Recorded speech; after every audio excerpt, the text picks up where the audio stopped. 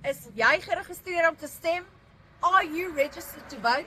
Ek is raadslid Jennifer Glover, caucusleier vir die Vryheidsfront tussen die Ekurhuleni Metro en ek is vandag hier om vir jou te vertel dat dit die naweek registrasienaweek is, die 20ste en die 21ste Junie. Maak seker jy kom by jou naaste stempunt uit om seker te maak dat jy geregistreer is om te stem en dat jy reg geregistreer is om te stem. Onthou, in 'n munisipale verkiesing kan jy slegs gaan stem by die stempunt waar jy geregistreer is. This weekend coming up, it's registration weekend, the 20th and the 21st of June. Please make sure to go to your nearest voting station to make sure that you are registered to vote and that you are registered correctly. You will only be able to vote at the voting station when you are registered.